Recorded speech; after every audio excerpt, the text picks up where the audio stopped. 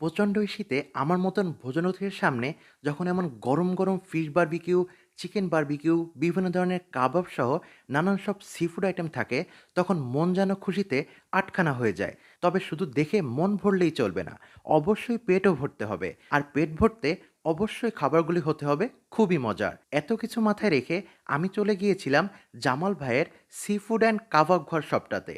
চোখের সামনে এত মজার মজার সব খাবার দেখে মনে হচ্ছিল সব খাবারগুলিই যেন ট্রাই করে ফেলি।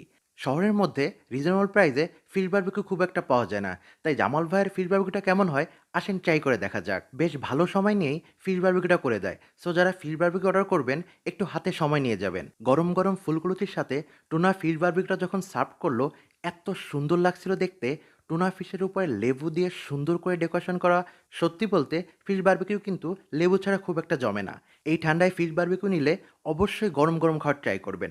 ঠান্ডা হলে এত মজা লাগে না আর কি। আমরা আরও ট্রাই করেছিলাম বসনিয়া নান দিয়ে গরম গরম চিকেন চাপ মাসালা, বসনিয়া নান, মেয়োনিজ, সালাদ সব কিছু একবারে প্যাকেজ করে মুখে দিতেই পুরাই ১০০-২০০ টেস্ট ফিল হয়। জামাল ভাইয়ের বারবিকিউ চিকেনটাও দারুণ।